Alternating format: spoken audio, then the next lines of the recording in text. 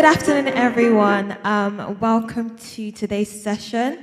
We're having a virtual discussion brought to you by Redeemed Christian Church of God, CRA Nottingham, and this is powered by VoxNet Solutions. My name is Maureen Umelo. And my name is Dr. Dipo Awojide. And this is my co-host for today's session. How are you, Dr. Dipo, doing? Yeah, very fine, thank you. How are you, Maureen? I'm doing great. I'm very excited about today's session. Thank you very much. As you know, we're talking about preparing for leadership, and I think that's something you have knowledge about that area. So just quickly in a few words, what would you say makes a good leader? So a good leader is someone who, is very charismatic, very visionary, someone who is very creative, and someone who, can inspire and motivate other people to take action. Thank you very much for that. And now I'll pass it on to you for the next session. Cool, thank you. Okay, so before we actually get started, I would like to invite, Pastor Tokunbo Ibikunle to lead us, with the opening prayers for this afternoon session. Good afternoon, everyone, and good afternoon, everybody joining us on this program. I would like to say thank you to our MP Nadia and our Councillor Leslie Ayoola for agreeing to be part of this program. This is the 7th in the series of this program since the COVID started. We call it the post-COVID conferences. And why we're having this program, we're having all these programs because we are preparing ourselves as a church and as a people to be ready for anything that post-COVID challenges we throw at us, so that when the COVID finally ends, while others are still trying to find their way around, we would have started soaring high by the grace of God. So I want to say thank you once again for joining us, our panelists. Thank you for our interviewers, and thank you for the team that has been working so hard for the past 6 weeks. This is the 7th week, and we intend to continue for the next several weeks with various topics and panelists coming on every Saturday between 2 and 3 p.m. So let us pray. Father, we want to thank you for this afternoon. Thank you, Lord God Almighty, for your faithfulness. Thank you because you have been with us for the past 6 weeks, and this is the 7th in the series. Thank you for all the good things that we have learned from the past episodes, and thank you because once again today, we are going to be impacted to be relevant in our community, to be relevant in our society, and to be relevant in the nations. Thank you, my Father, my God, for in Jesus' mighty name we have prayed. Once again, thank you, and God bless. Okay, so thank you very much, Pastor Tokunbo Ibikunle. So as Maureen said earlier, this afternoon we basically are going to be having a discussion around, preparing young people for leadership.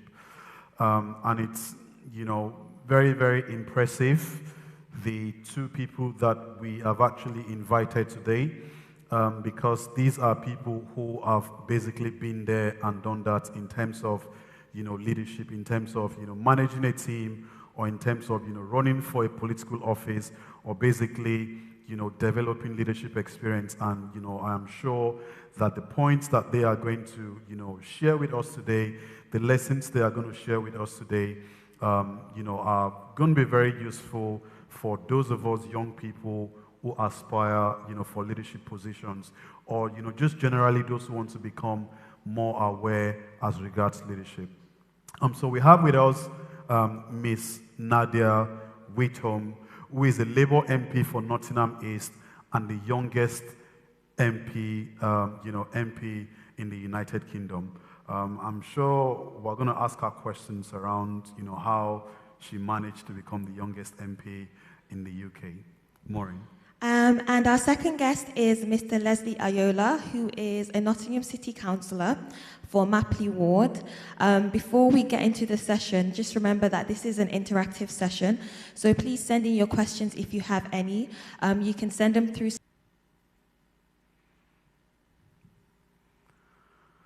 Okay, so we, as Maureen has noted earlier, this is going to be a very interactive session. So if you have any questions, Please do make sure you share this with us. So I'm going to start with both of our invited guests, our speakers, and I'm going to just say to them, if you would please keep your answers as short and as concise as possible. 2-3 minutes maximum, because we have quite a lot or quite a number of questions to actually cover. So starting off, I would like to ask, what inspired or motivated you to go into a leadership position? I think I'll start off with Nadia. Thanks for that. I'll try and keep it brief. I haven't been in politics for long enough to go on and on and on. For me, it was the bedroom tax that motivated me to become politically active. So I first got involved when I was 16. I live in the Meadows, and that was hit pretty hard by the bedroom tax and by years and years of austerity. And then from then become involved in various different campaigns like migrants' rights campaigning, against a hostile environment, against a Tory Brexit deal, and also campaigning with people in the city, for example, the Deliveroo riders, taxi drivers, and it sort of all came to a point where we built a real movement here in Nottingham. And when the opportunity presented itself, I decided to stand for Nottingham East to be the MP, because it's the city that I was born and bred in. I love this city, and I wanted to have the privilege of being able to represent the fellow people of this city in Parliament. And not only that, but to be able to amplify everything that people are doing here, because there's only room for one MP in East, but there are hundreds and hundreds of people across the city who are doing amazing work, who just don't get heard, whose names aren't necessarily known, but whose work is so valuable. So I wanted to be there to put a microphone, if you like, to what everyone else is doing. Thank you very much, Nadia. Now to Mr. Leslie Ayoola. I mean, I've met you, I think, about 4 or 5 times around Nottingham. I know you are quite passionate. I know you are quite vibrant. So I would like to ask you, so what inspired and motivated you to get into a leadership position? For me, I think originally, at the base of it was one, my life experiences, growing up here in Nottingham,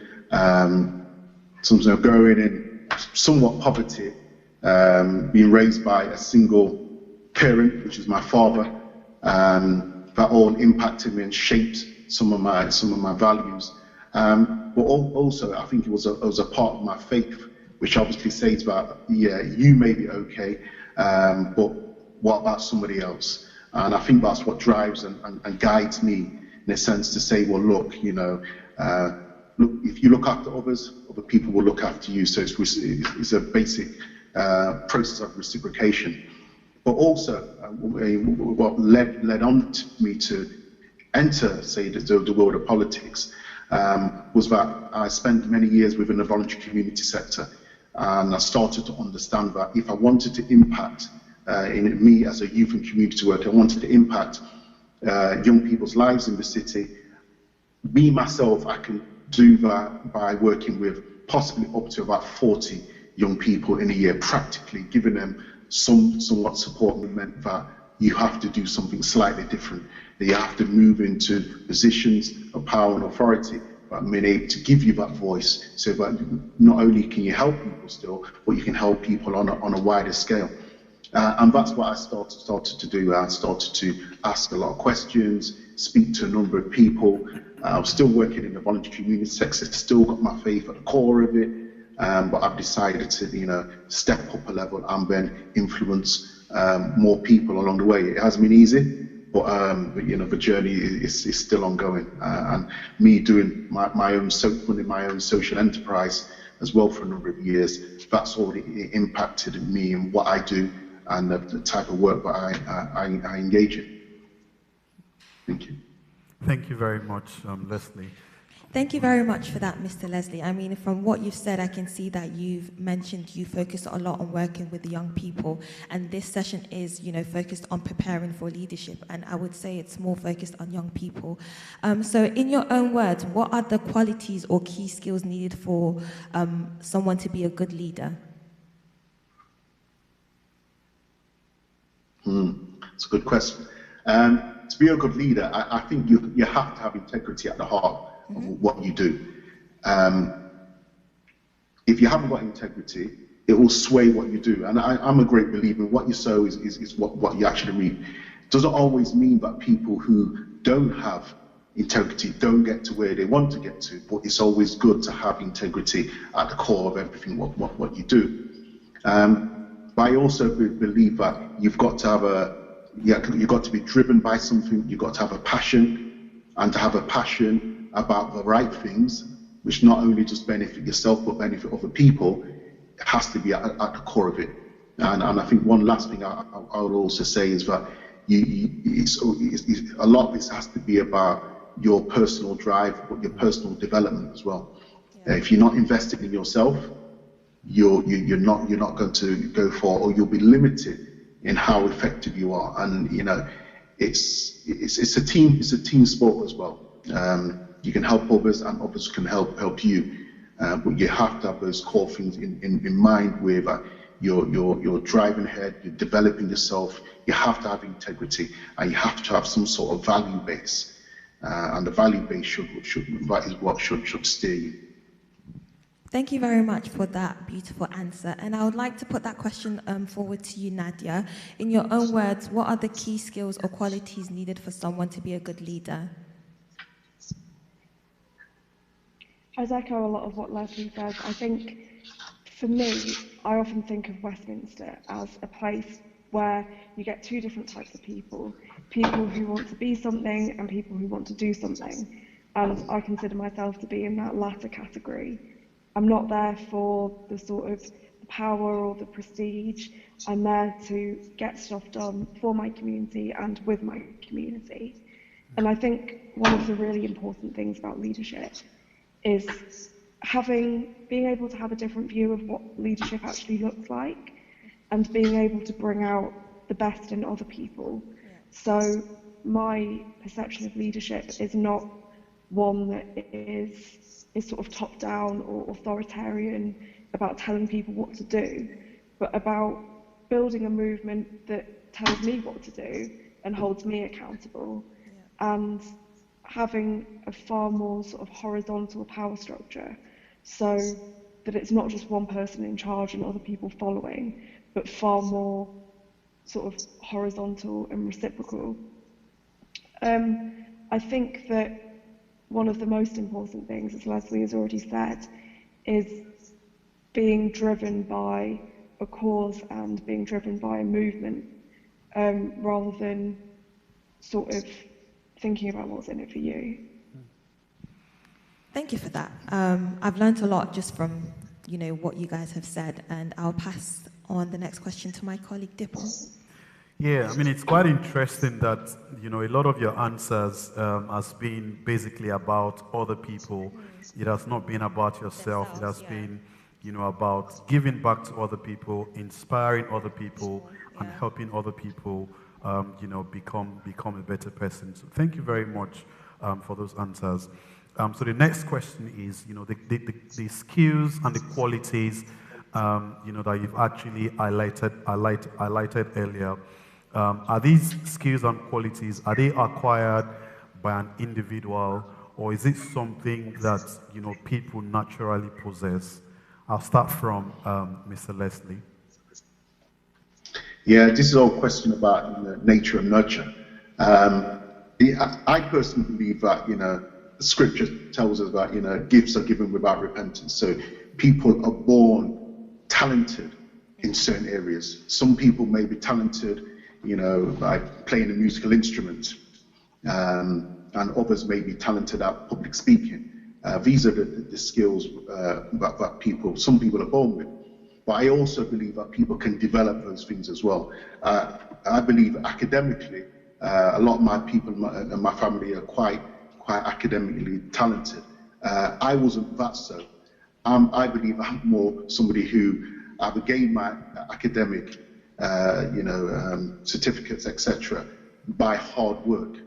So some things you can be talented in, and some things you can actually work hard towards. And I think it's about finding where your strengths and talents lie, knowing what you're good at, knowing what inspires you, and then tapping into that and drilling down in that. And also it's analysing the areas where if you want to go and do something and you're not that good at doing it, like in public speaking, then it means you have to push yourself into those positions where you're tested. And it's through that testing that you'll be able to develop and actually grow. So I believe it's a combination of the two, but ultimately people are born with gifts. But just because you're born with a gift doesn't mean that you'll get to where you want to get to in life. You have to work, you have to have a plan, and you have to work hard at developing and growing, developing that craft. Thank you very much, Mr. Leslie, for that answer. Nadia, do you believe that people are born leaders, or do you believe that we can learn, leadership skills?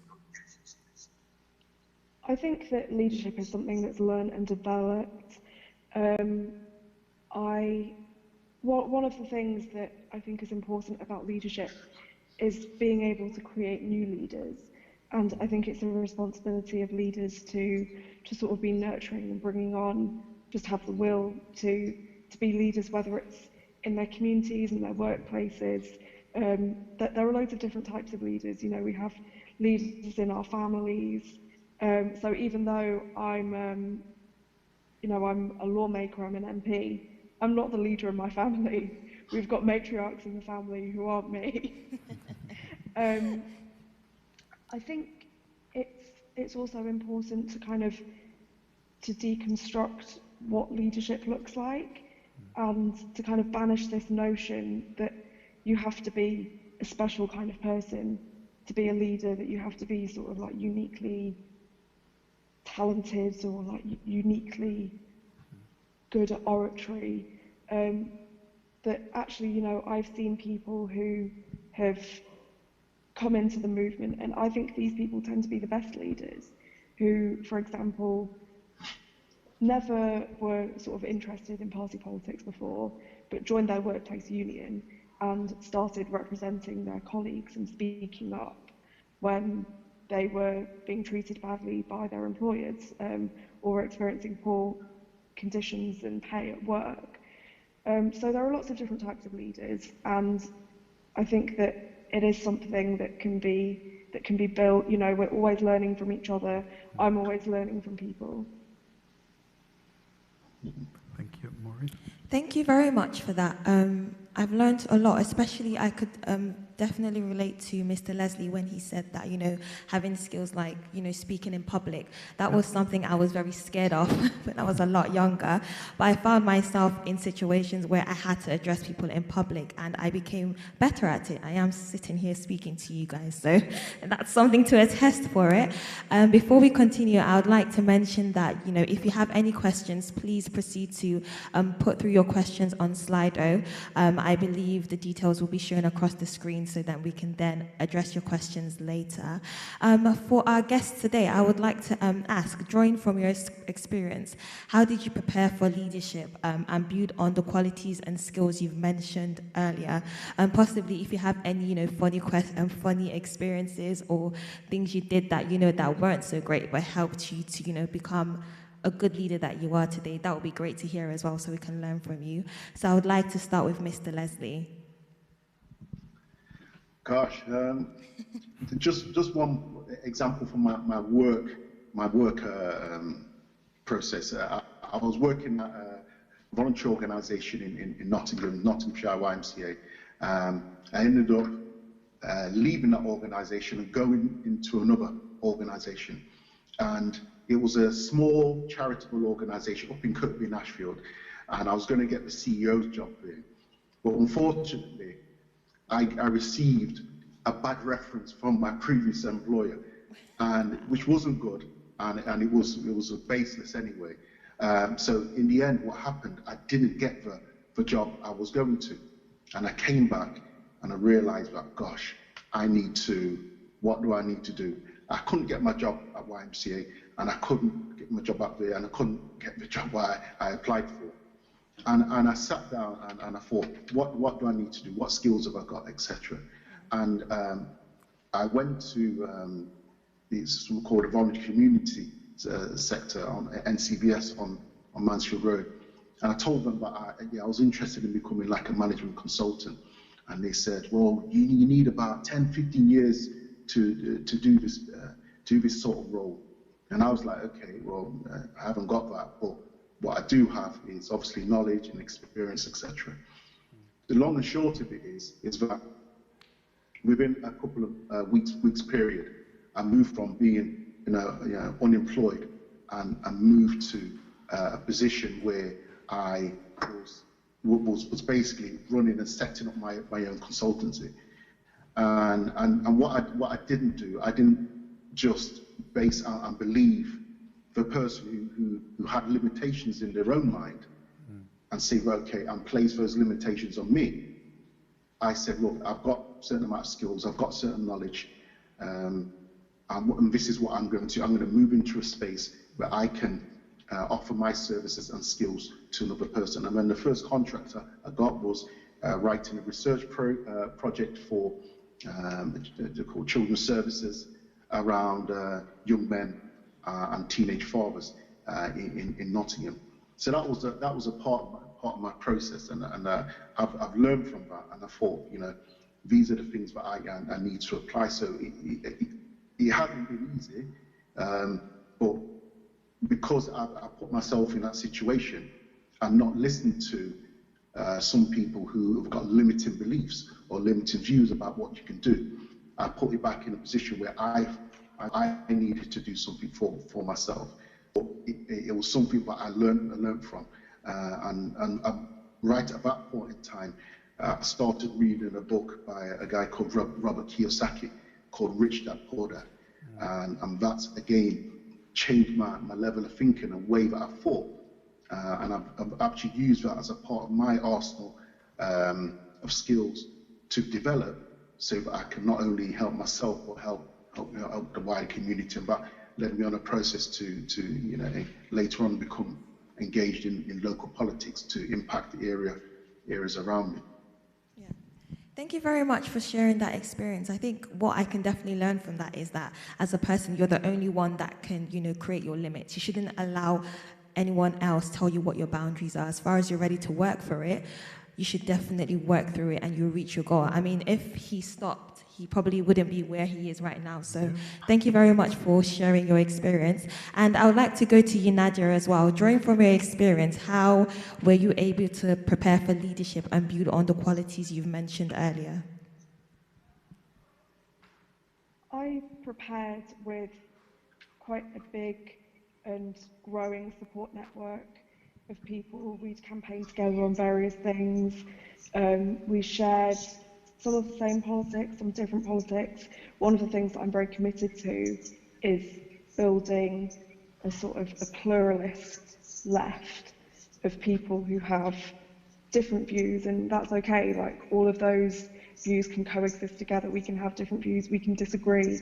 Actually, we make better policy when we do disagree. We've just got to disagree in a respectful and constructive way. I mean, as you can imagine, I'm 23 years old. I'm a young woman of colour. I'm from a working class background, and I received a lot of pushback when I stood. I was asked by many people to stand, but the people who pushed back tended to be white, middle class. They didn't think that my experiences were valid, but that's okay, because I speak for a whole constituency of people, many of whom, have had much less privilege than I have, who, are young, they're people of colour, they come from backgrounds like mine in the city, in Nottinghamshire, and we're the future as well, and we're the present, and our experiences are just as valid. It's just that they're different experiences, but it's still life experience. So rather than sort of focusing on the naysayers, because they're always going to try and tear people down, I've focused on what brings us together, what we all want, and that's a Labour government, a radical Labour government. We have different views about what should be prioritised, but I've focused on speaking about that and listening to people's ideas, sharing my own.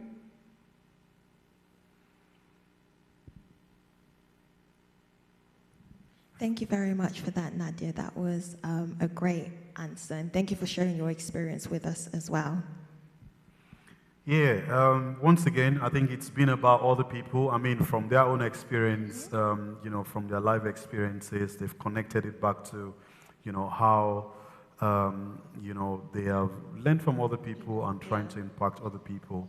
So our next question, you know, to the both of you, and we'll start from Mr. Leslie this time around, you know, is, you know, what advice do you have for young people who are currently in a position of leadership, or young people who are aspiring, you know, to a position of leadership? Do you have any, you know, career advice for them, or, you know, just any advice basically that will help them perhaps become more aware or become a better leader?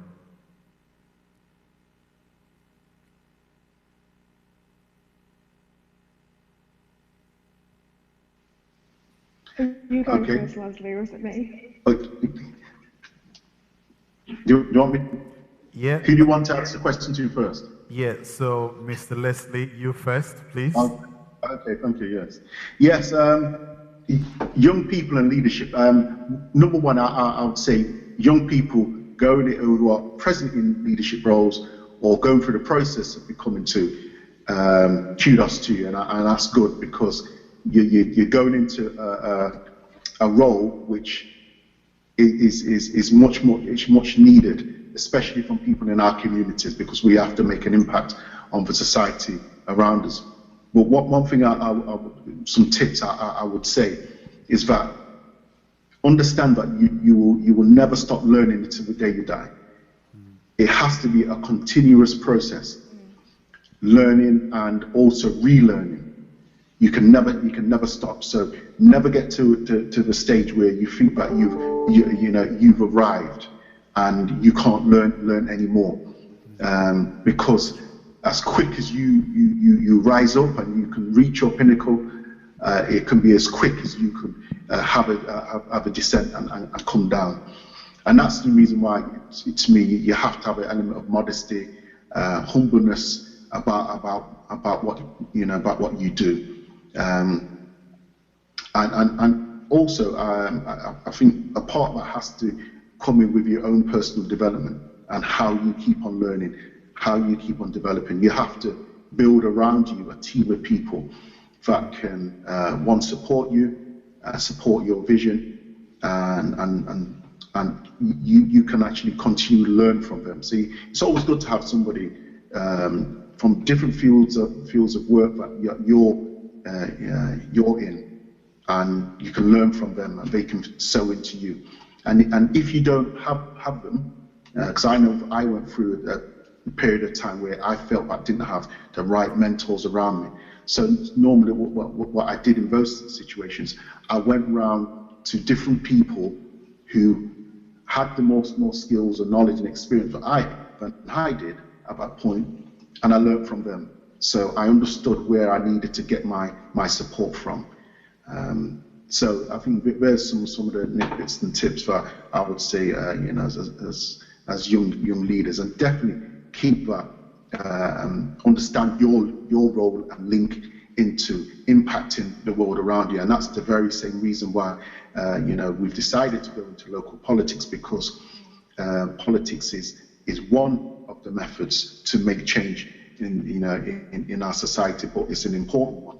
And for us to engage and get into those positions so that we can influence change for the many is obviously important. Thank you very much, Mr. Leslie. So yes, continue to invest in your personal and professional development. Very important. It's a, leadership is a continuous, learning. You have to continue learning on a daily basis or on a monthly basis. And of course, networking with people who have been there and done that and trying to see, what you can learn from those people. Thank you so very much for those points. We now go on to Nadia. Do you have any, advice for young people who are currently in a leadership position or those who are aspiring to get into a leadership position? Leslie speaks a lot of truth, as always. I'd say, what advice would I have in addition to what Leslie has said? I'd say to join a political party. It's not essential, but I think that it's important for us to be influencing political parties, and one of the best ways to do that is by joining one and becoming a member yourself. I'd also get involved in grassroots initiatives that are going on across the city and support other people's work. So, for example, the Next Gen movement, who organised the Black Lives Matter demonstration a few weeks ago, are setting up lots of projects and trying to reach out to people. I'd get involved in that. I'd get involved in, there's a campaign in Sneinton to stop the demolition of Murat and 1BC and GB Cafe.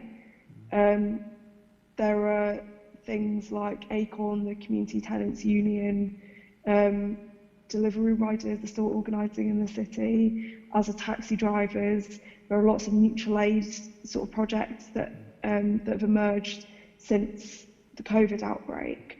And then I would say, on a personal level, make sure that you take time for yourself. Make sure that you're surrounded by people who support you, and so that you can support each other. Because I think activist burnout is a very real thing, and we've all got to look out for each other and stop that from happening, particularly as Black people and Asian people and people of colour. So me and Leslie, for example, will always be there for each other on the end of the phone, and we'll keep in touch with different things that we're doing and support each other, not just politically, but personally as friends and comrades as well. So that's really important. Thank you so very much. So, get yourself around people who can support you, get involved in, with political parties, or get involved in, community activism or community projects with other young people. And by doing that, you'd learn or you develop, key leadership skills. Next question, Maureen. Thank you. I mean, getting involved with community projects and political parties, I can definitely take that on board as a young person. It's not really something I do, so thank you for that. We have received quite a few questions from viewers on Slido, so we're going to run through some of those questions quickly, and then we'll then go back to our questions for our guests. So one viewer has asked, I can start with Leslie, and he's asked, what is or are the main challenges you faced along the way to being in a leadership position, and how did you deal with them?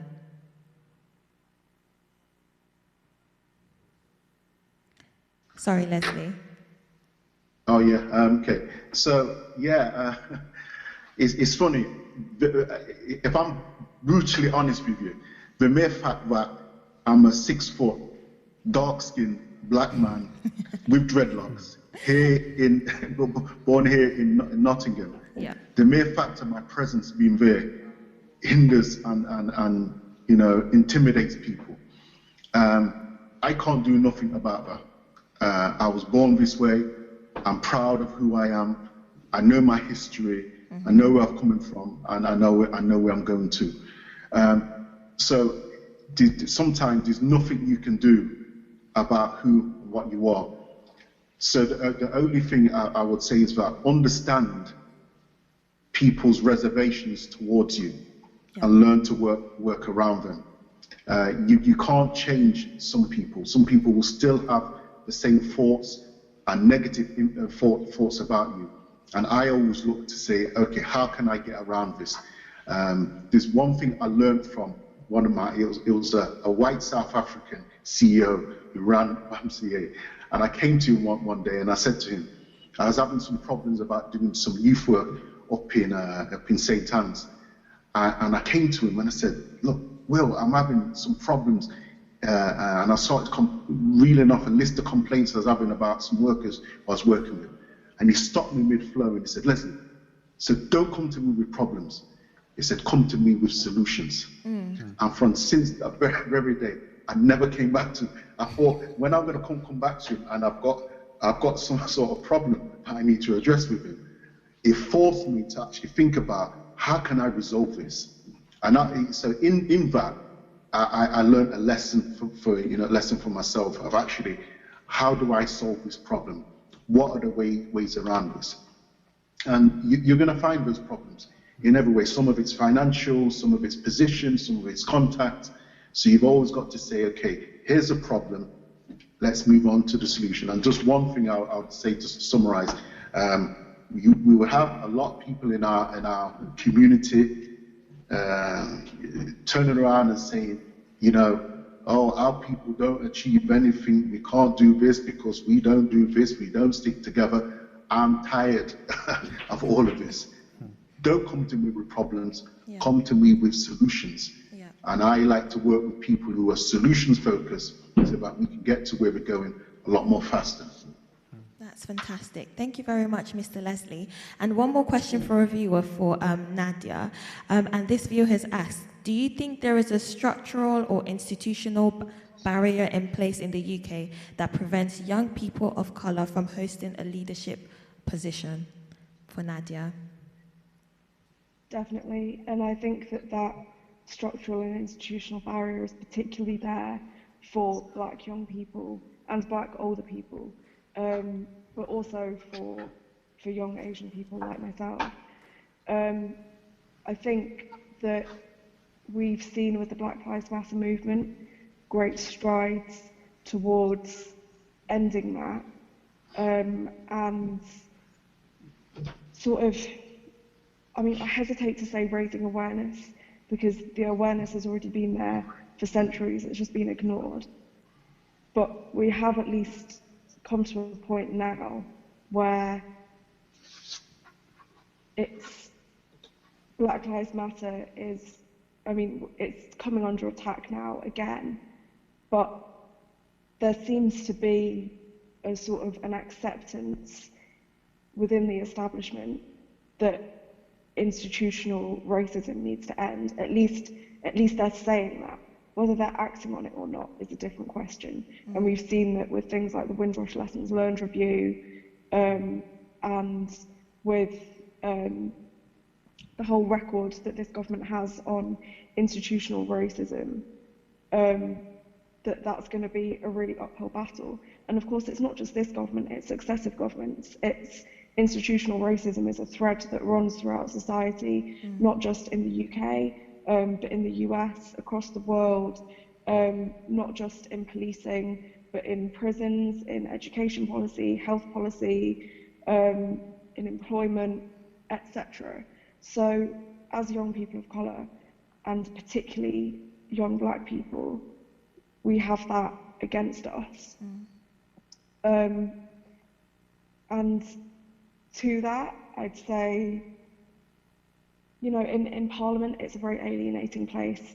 It doesn't feel like we belong there. But the more of us that there are there, the more we will belong, because we do belong there.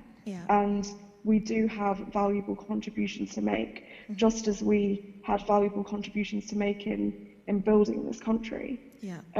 So we've just got to keep talking together and coming together and supporting each other to go for positions, to take leadership roles. Thank you so much, Nadia, and I can definitely agree with everything you've said. Racism is something, sadly, we are facing today as Black and Asian, as a Black and Asian minority group. And the only way we can come together to make sure that we are heard and making an impact in our communities for us to fill up these leadership roles, get involved in your local community, get involved in politics. The more of us are up there, the more of us, are able to speak our mind, and hopefully we can make a change through these avenues. So thank you very much for that. I would like to pass it once again to my colleague Dipo to take the next question for our guest speakers. Also, if you have any more questions, we're going to come back to them again. So please send your questions through the Slido app and we shall revisit them later on in the session. Thank you. Okay, so the next question is for, both of our speakers, but Mr. Leslie will go first. So the question is, do you think it is important for individuals in positions of leadership to regularly, have self-appraisals? And, how often should they, have such appraisals if you think it is important for them to have self-appraisals? Yes, self-appraisal, to me, I will classify as also a part of personal development. I think they're really important because sometimes you can get bogged down and so caught up in what you're actually doing. Like with me, with my counsellor work, I'm dealing with people who haven't got food. Casework with me and Nadia have been working on, budget meetings, because at the moment time as a local counsellor, we're having to manage the impacts of COVID-19 across Nottingham, the little money we're getting from central government, who promised to said that they will fund us and support us in financial support over this period of time. They haven't followed through on that promise. So there's so many things that you can get, in a sense, bogged down with, but your plate becomes full in dealing with all of these things. But if you don't take the time to self-appraise, you can start drifting off. I wouldn't say mission drift, but you can start drifting off and not focusing on the things that could really, really help you. So I would say yes, definitely self-appraise. You could do it quarterly, every 3 months, but if you do it quarterly, what I would say, you got to have a plan of your, in a sense, what I would say your goals and your milestones and targets that you want to achieve throughout that period of time. So keep working on those, but 100% self-appraise and find out what suits you and helps you through that process to find out how often you need to do it. Thank you very much, Mr. Leslie.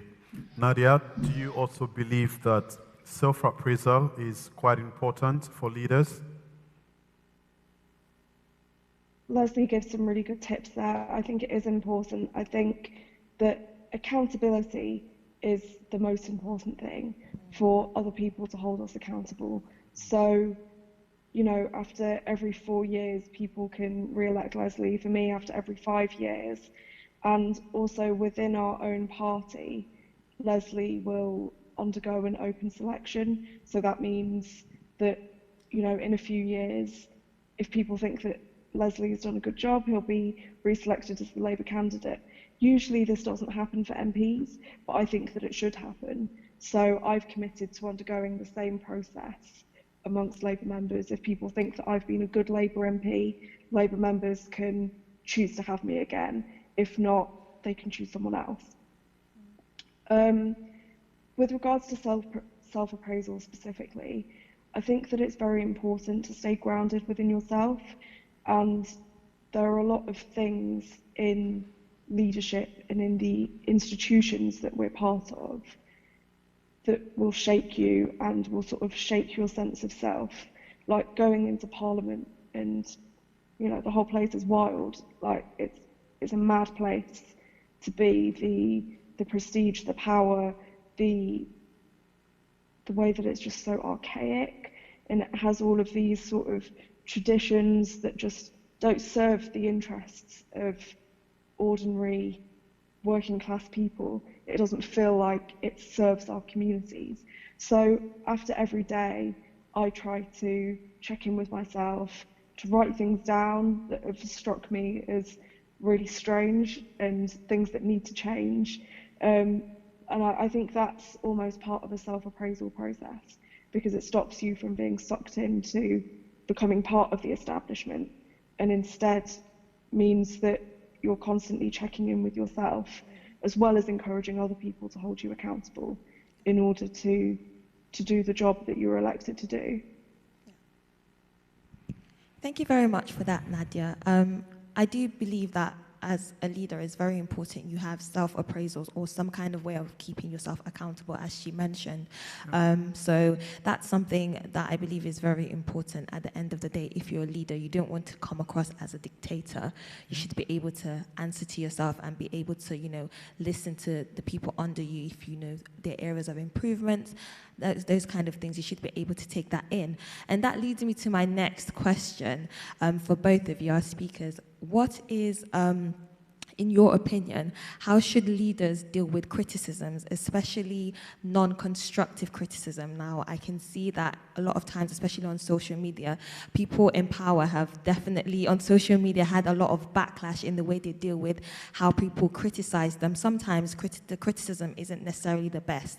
But how would you advise people who are leaders or aspiring leaders how they should deal with criticism, especially criticism that is that's non-constructive? I will start off with Leslie. Thank you.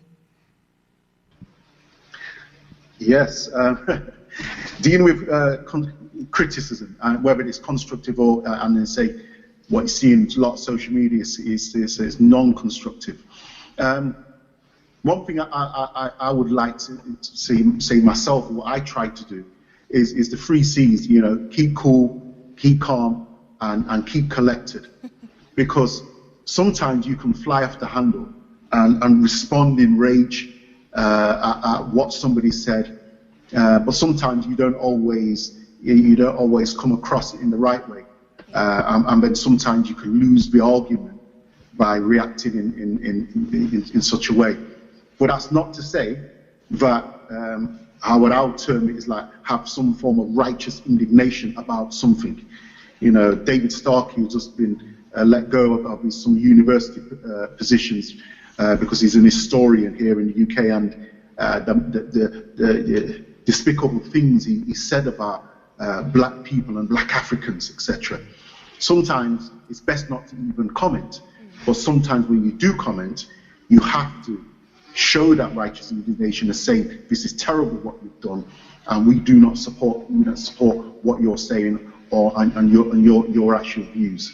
So I would say, keep cool, calm, collected, but understand when is the right time to show force and to show disapproval and to show that actually we're not gonna accept this.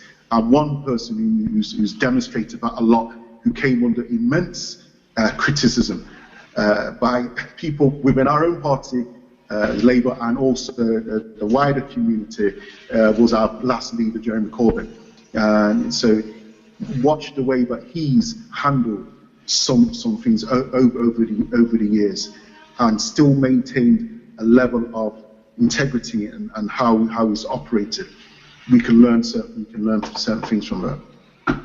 Thank you very much, Mr. Leslie. I mean, Dipo, how do you feel about criticisms, especially someone who has a big social media following? Have you dealt with that in the past? Yeah, I mean, sometimes I respond back to people, especially when, they just deliberately want to miss the point and, are very derogatory or abusive. But honestly, I think the best, the safest option is to ignore, block, mute, and just move on. Well, you've heard it from Dipo here. And I'd like to go to our second speaker, Nadia. What advice would you give to leaders or aspiring leaders on how to deal with criticisms? And if you have any experience on how you've dealt with it, we would love to hear it as well.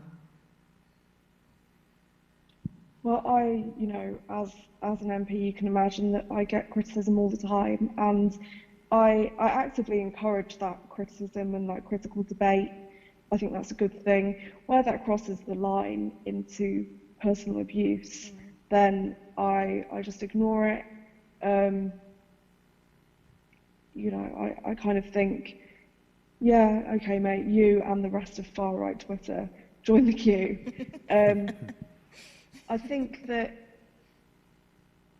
I think it's important for people, for leaders and people in politics to engage constructively with criticism, and I'll always do that.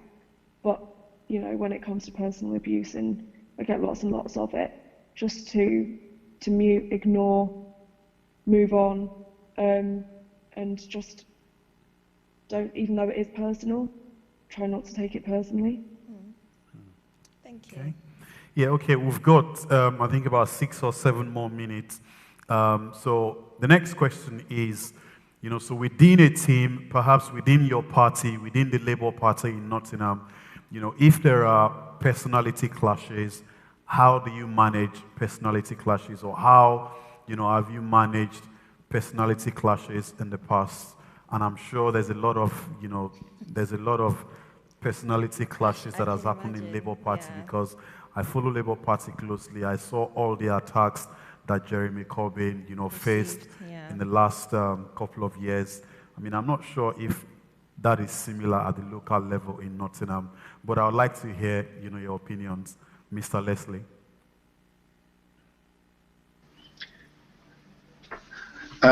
Right here in Nottingham, we never have anything like that. We're a perfectly operational.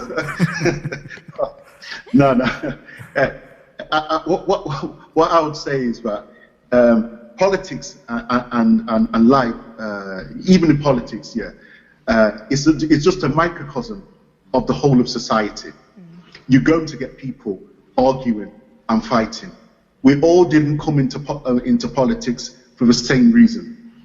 Some people came in for noble reasons, some not so noble reasons. Some came in for necessities, some came in for kudos and status, and you just have to deal with it as it is, as there. And then just and the way you deal with those personality clashes is by obviously having a set way of operating, being rational, observing rules and sticking with guidelines, you know, leading in a way where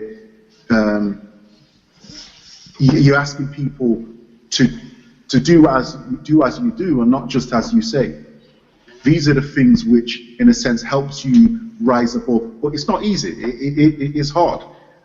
You will get people that make untruths about you, but you have to remain steadfast and firm about the course and where you're going, because you've got a vision, and the vision means that for you to get to that position and place where you're representing views of people who haven't got a voice on your council, you have to focus on that, because other people have got it in their minds where they want to distract you and take you away from that process, or don't agree with your stance for whatever reasons that they have.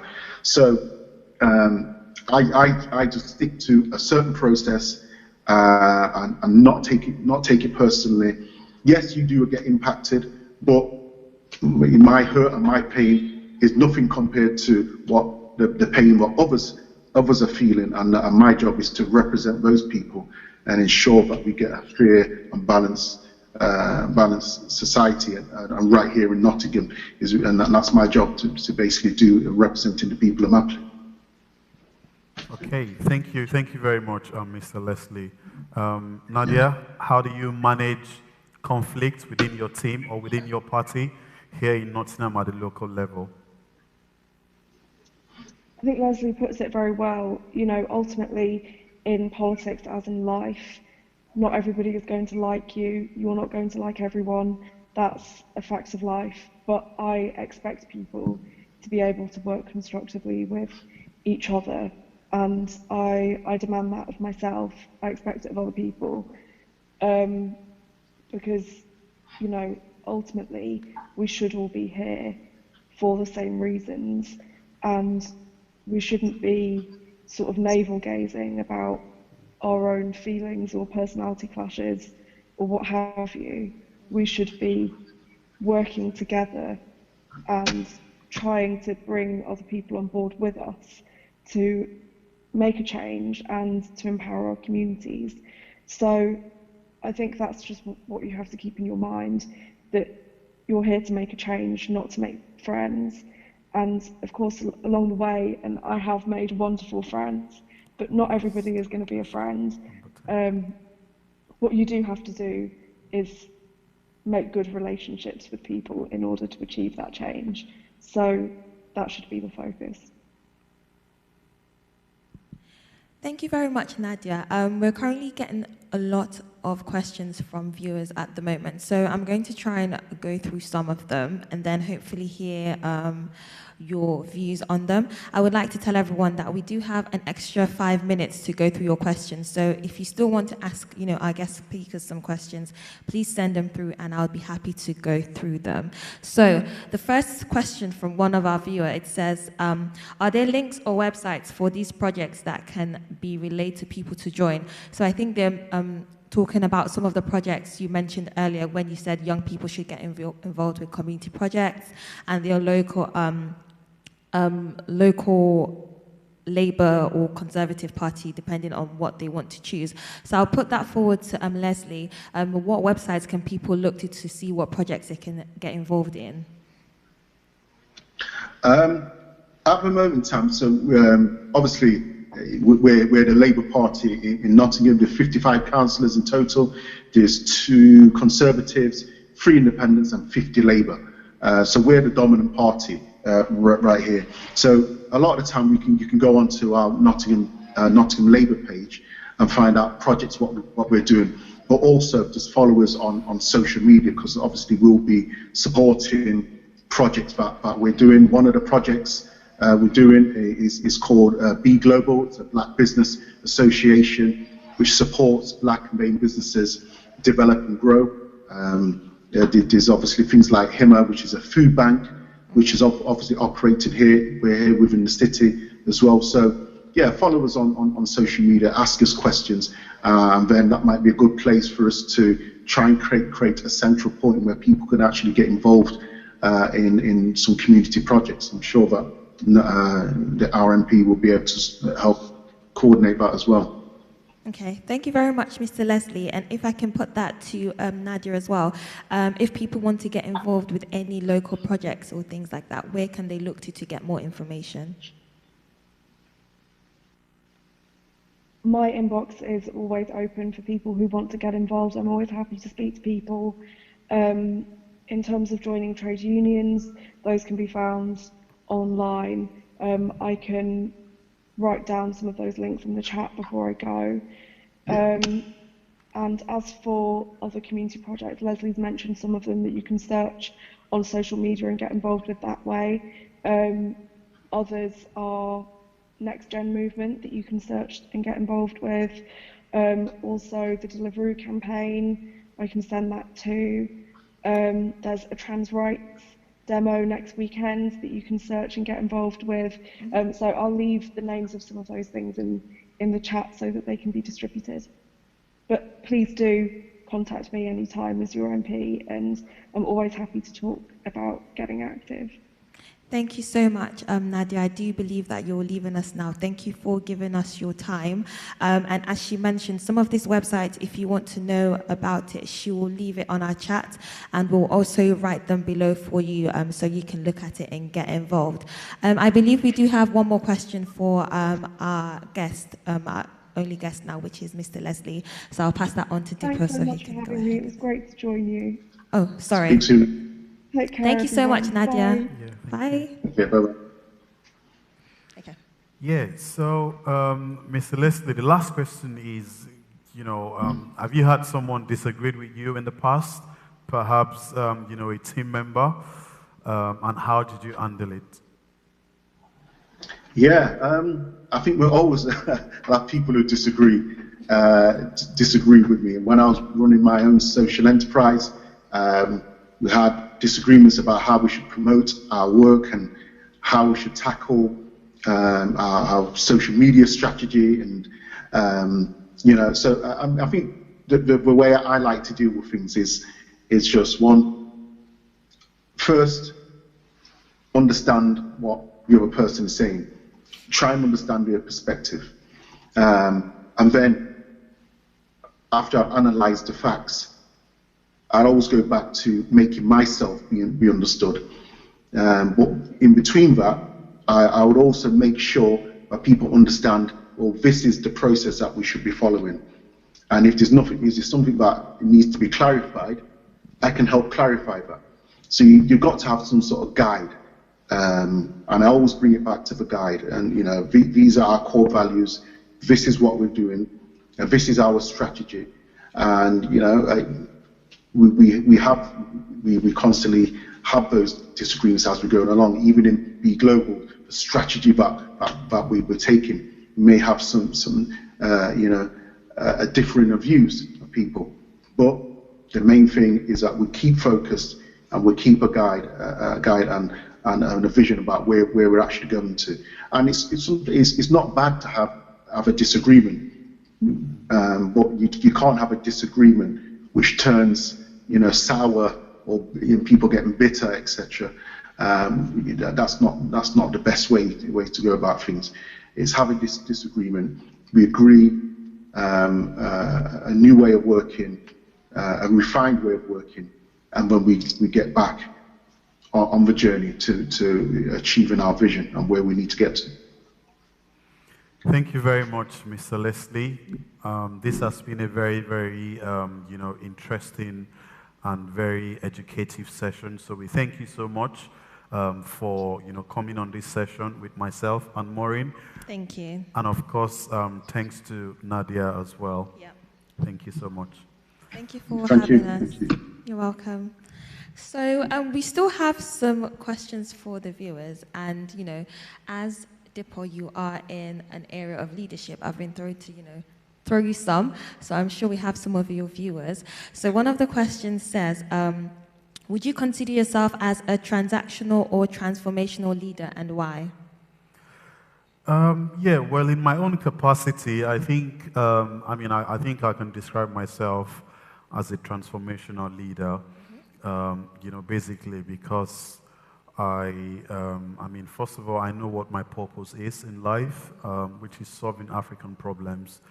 It's quite funny because I live in the UK and, 95% of my students are, white British.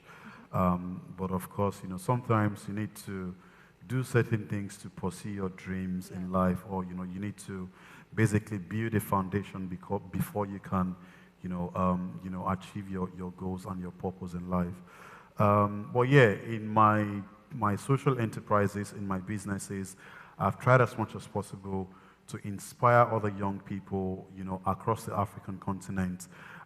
We have, tried as much as possible to ensure that we transform, processes. So the education sector, for example, we have tried and we continue to try, to ensure that, things are transformed from the current state to, a more futuristic or a better stage, especially as relates to Nigeria, but on a wider context, the African continent. Thank you very much for that. He's speaking very humbly, but I can say that he's done amazing work when it comes to education in Nigeria, so I can say I'm very proud of him. I think that's the end of our session. We've come to the end of our session. Thank you very much, Mr. Leslie Ayoola, for joining us today. What I would like to say, if people want to contact you, just briefly, or have any more questions or want to work with you, how can they contact you? If you could just briefly let us know.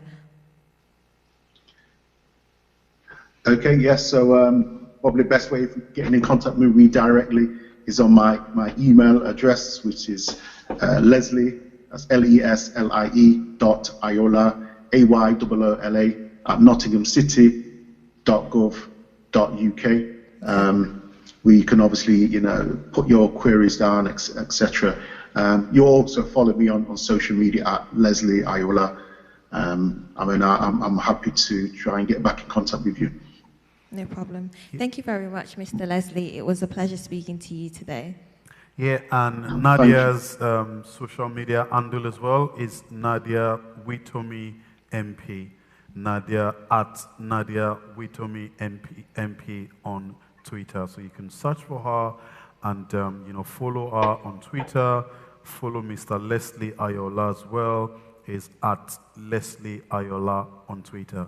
So please make sure you search for the both of them and follow them on Twitter.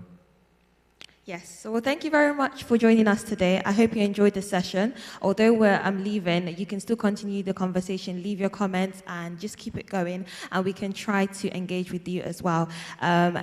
This is it from me. My name is Maureen Omelo, and you are?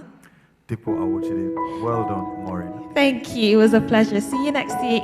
Bye.